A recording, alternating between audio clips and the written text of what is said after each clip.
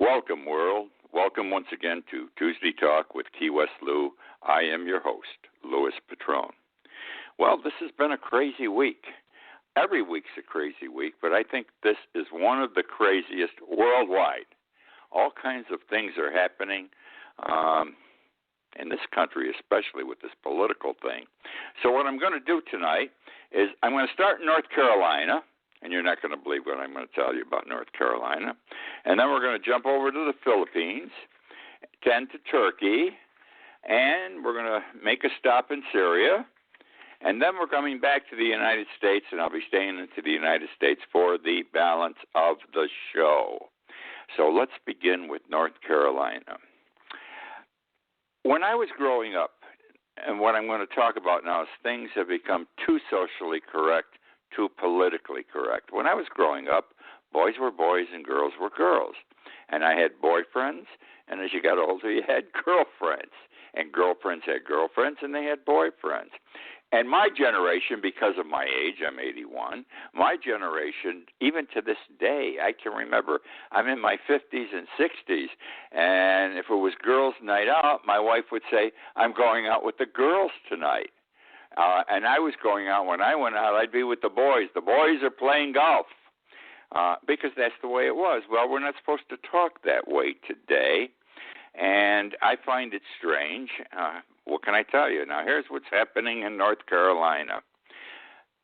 North Carolina passed a law that in public schools, the terms boys and girls can no longer be used, to say he's a boy, she's a girl. And the reason being, we have transgenders. This is what screwed everything up with the boy-girl thing. We now have transgender students, and they may be a boy, they may be a girl, but we're not sure, and we don't want to embarrass anyone. So they said the boys and girls henceforth will be referred to as students and scholars. Can you imagine? I'm going out with the scholars tonight. Anyhow, that's what it is in North Carolina. And if a teacher screws up or the kid screws up, there's going to be penalties. There's penalties involved in this. Bad stuff. Now, I can understand we have to protect the transgenders. 3% of this country are transgender persons. I read somewhere this past week, I think, that you can't appreciate the pain and suffering of a transgender person unless you have been parent to one. So they're part of our community. They're part of our lives in this country, and there's a significant number of them at 3%, and so we got to worry about them. But this is bullshit. You can't say boys and girls anymore. You got to say students and scholars, and it bothers me. I don't know if it bothers you, but it bothers me extremely much. Which brings me now to the Philippines.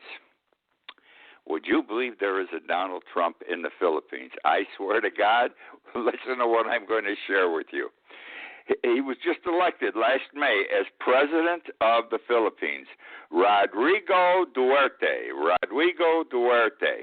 This guy's a flaming nut. All right. So far, he created his own secret police once he was elected, secret police, and he's had 1,500 people killed. 4 of them were involved with drugs. He is very much anti-drugs.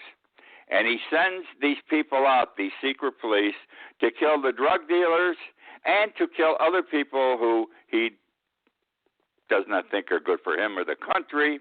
And by the way, when these people are killed, they're not arrested and taken before a judge and get a trial. They're summarily executed on the spot. Would you believe that? No trial. They just kill you. That's the way it's going on over there right now. And the rest of the people involved in drugs are scared. Don't blame them. And let me tell you how this guy talks. You think it's Donald Trump. He called the United States ambassador recently, and I quote, annoying homosexual son of a bitch. An annoying homosexual son of a bitch. Now, the United Nations is very upset with President Duarte because he's killing all these people. That's why our ambassador talked to him, by the way. And they're telling him, this is a crime what you're doing under the laws that the United Nations follows, international law. We're going to have to do something about you. And he said, up yours, UN. Here's what he said, quote, if you're a rude son of a bitch, we'll just leave you. If the United Nations is a rude son of a bitch, we'll just leave you, quote, unquote. Again, for the United Nations, I don't give a shit about them. They are the ones interfering. I don't give a shit about the UN. They are the ones interfering. Now, with regard, because he thinks he's being put upon, and our country is a bad country, everybody picks on us. He said, and I quote, about the United States and black people and the police and everything else, which is a very bad reflection on our society. He said, I quote, the Americans are killing the black people there, shooting them down when they are already on the ground. If it's just 2 or 3, it's still a human rights violation. So Trump, if he's elected, has a partner in crime in the Philippines. Would Trump do this here in the United States? Would he have a secret police? He's got to have some kind of a secret police. I mean, he's going to arrest 12 million immigrants. How the hell do you arrest 12 million immigrants right away without having additional forces? And you violate some civil rights rules along the way and laws. So he's got a partner in crime there if he were to be successful. Want to move on to Turkey. Terrible. You know what I'm going to talk about. Now, I'm talking about the child, 12 to 14 years old. In Turkey, the child suicide bomber had bombs wrapped around his body, went into a wedding reception. This is just last Saturday, all right? This is a child who is a suicide bomber. Besides the child being blown to bits, they assume, because they can't find body parts, he was 12 to 14 years old. 51 people were killed, 69 wounded, about 14 of them seriously that were wounded. How do they make this kid do it? What do they offer him? An ice cream cone, a lollipop? Can he understand what's going on in this country and worldwide? Can he, if he was older, I could see it. He gets the 17 or 19 virgins when he dies? He's got it knocked. He's happy. But this kid can't understand that at that age. Did he even know what he was doing? They just dress him up in the stuff and say, go in there and pull this. Don't worry about it. I don't know. But that's sick. It is sick to have a child act as a suicide bomber. May it never happen here. Okay, now we're going to go on to, I'm going to go with children again, another child. I'm going to talk about that boy that we've seen on TV for the last week or 10 days or so. A little boy in Syria, in Aleppo, where a lot of fighting's going on, and he was put in an ambulance with a series of orange seats. He was a little kid. I'd say the kid can't be more than, I don't even think he was a to kindergarten, 4 or 5 years old, and he was like out of it, but he was awake. He had red on one side of his head, but no blood was flowing out if you watched it, but it was red, and he sat there very quietly. A video was made for 2 minutes. No one entered this ambulance, which had several other seats, and you could see on the video or in the pictures, and no one ran in to take care of him. No other people were put in the ambulance. What am I trying to say? Well, this is an Al-Qaeda thing, by the way. Or they think, but it may not be Al-Qaeda by the time I'm done here. Was this a stage situation or was it for real? You heard me, staged or for real. Here's the story. 5-year-old boy, Omran Dagnish, okay? The photographer was Mohammed Raslan. Mohammed Raslan. He is the man that took the video from which the pictures were taken. The video went viral. It's been seen by 700,000 people worldwide. We've seen it on our news shows here in this country. Right? And it shows the kid as I described him, as you have seen him. No one knows Why weren't there other photographers there? Other people being swiftly put into the ambulance in this war zone. It was obvious from the way the kid looked that he had been in a bomb situation or something. Why weren't there more photographers? Because an investigation has been made to determine the validity of the photograph. Mohammad Raslan, no one knows him. They can't find his name anyplace. They went on the internet and everything else. They can't find him. They searched for any other photographs he might have taken or videos worldwide on the internet. They can't find any bearing his name. So there's suspicion here. They don't think there was blood on the kid's face because it wasn't running. It was like a solid thing. So what's this boiling down to? It's boiling down to this. If the bomb did this to this boy, this is terrible. I mean, this picture is as vivid as, what was it, Vietnam, the girl running down the street with no clothes on, the little girl yelling and screaming with her hands up in the air. It's as vivid as that. Or the soldier carrying a dead Vietnamese child in his arms, as vivid as that. Very touching. And if it's for real, then these people are a pain in the ass over there in Syria, and this Syria problem has to be resolved. It's screwing up the whole world with the refugees and everything else. Besides, more than 100,000 people have been killed. 100,000 Syrians have been killed by Assad himself, the president of the Syrian people. And so if it's correct, why aren't we doing anything about it? That's the question that's raised. I'm not raising it, but that's the question out there that's raised. Why isn't the United States doing nothing, not doing anything about Syria? Well, we have a problem in Syria, okay? Putin and Russia have joined together with Syria against the rebels. It's Russia and the Syrians against the rebels. We have been against Assad for years, absolutely a long time. And now the United States is going to join forces with Russia and Syria to defeat the rebels. Wow. Wouldn't that be something? And it's thought in some circles that this is going to happen shortly, that we're going to end up joining Russia and Assad, who we've hated for years, and did try to depose him, to put down the rebels. We're going to become a team with Russia, who screwed up Ukraine, Crimea. Wild. If someone made this picture falsely, and this doesn't fit, it's suspected that was either the UK or the United States, neither of whom are involved, both of whom are anti-Assad, and they did this to make the Russians look bad and Assad look bad. On the other hand, 2 weeks later, it may be that the United States, though, is going to join forces with Russia and Syria, and this photo means nothing. I hope I've made myself clear on this. It's not involved. This was a phony situation. This was not a hurt child. And that's the way it went. Now we're back in our country. The Pentagon. Yeah, we're supposed to be broke in this country. We are $1.8 trillion in debt. $1.8 trillion is astronomical money. At least that's what we're told. I can't even conceive of how many zeros that is.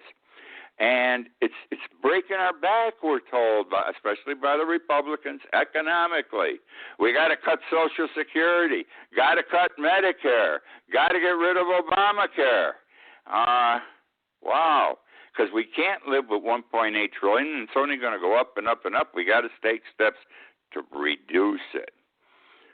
I have said for several years, I did back 5-6 years ago, I did a TV show on this, that there's so much waste in government. If they just paid attention to the waste and took care of that, the debt would take care of itself. Now, let me give you an example of the most recent debt, and it will blow your mind.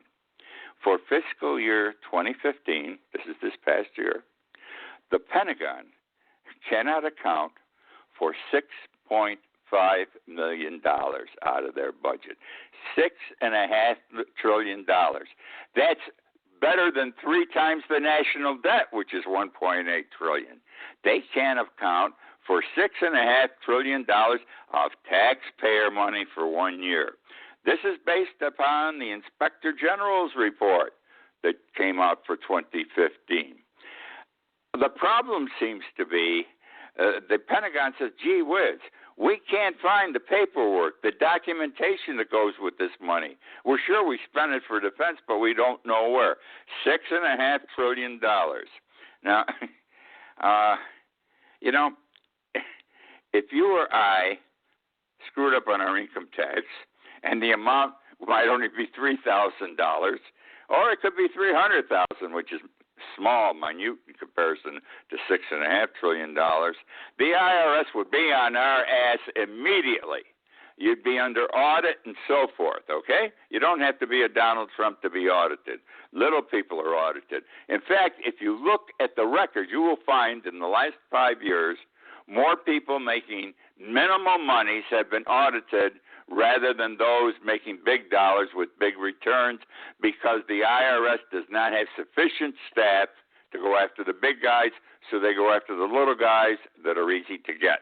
That's the story there. No one seems to care about this $6.5 trillion.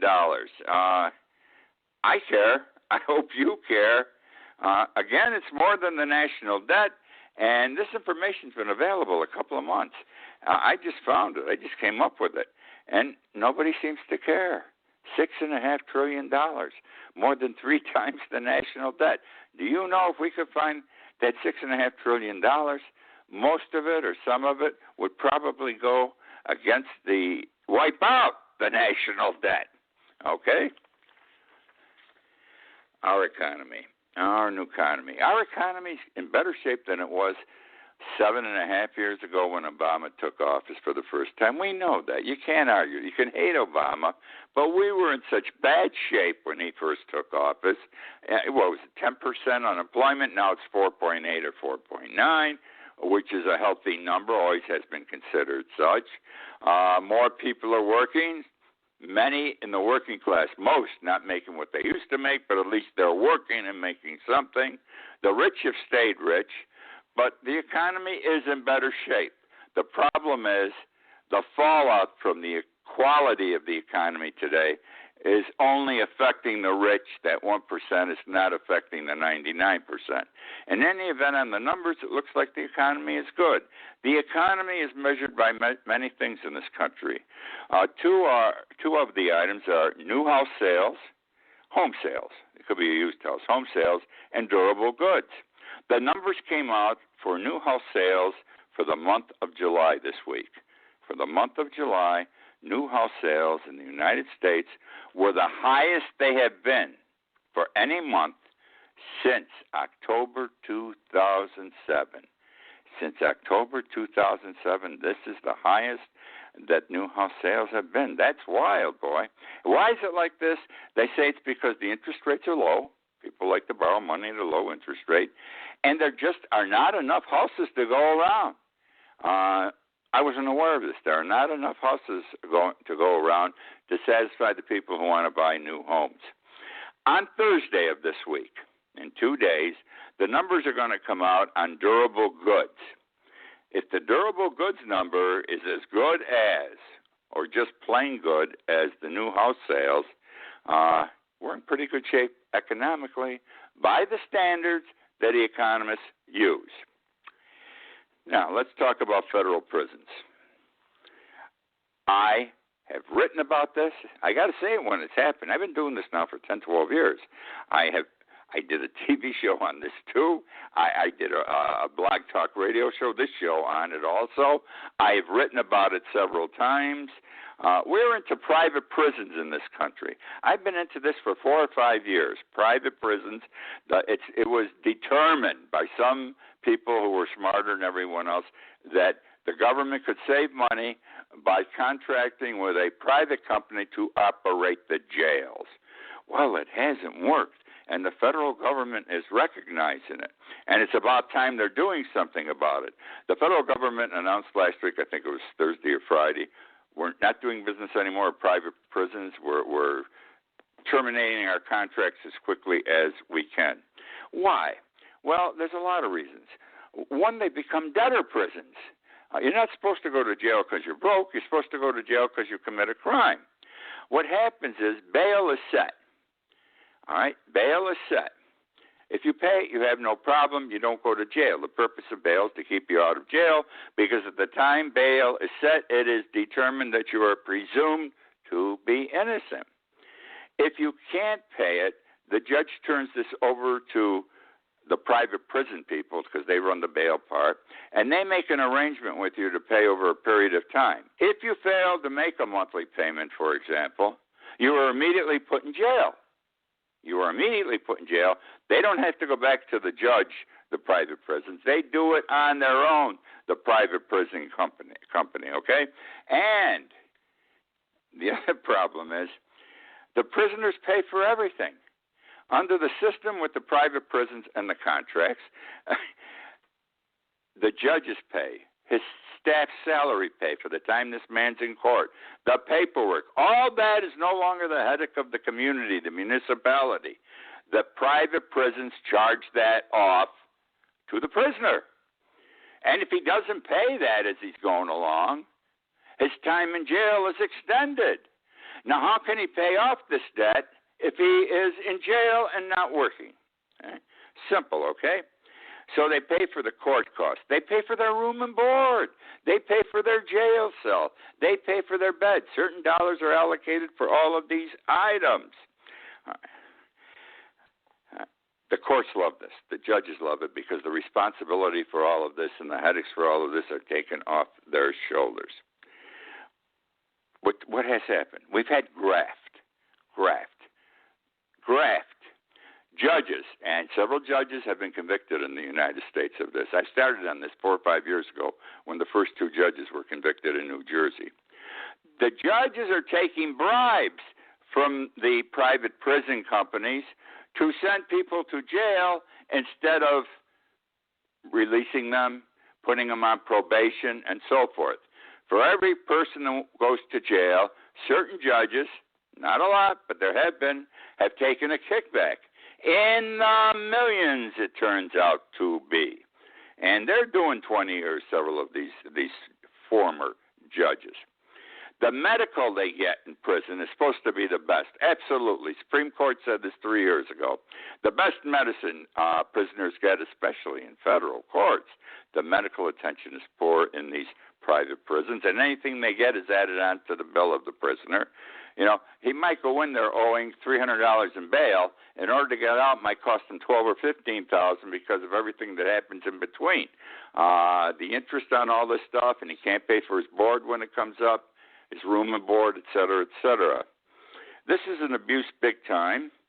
The federal government's finally recognized it, and they've said, up yours, no more. The 2 major private prison companies in the United States on Friday, their stocks, these are public trading companies, they made millions or billions of dollars for their shareholders, dropped dramatically, and deservedly so, because one of the worst things that's ever happened in this country, the way people have been put in jail over the period of the last 10 years, is finally recognized, and something is being done about it.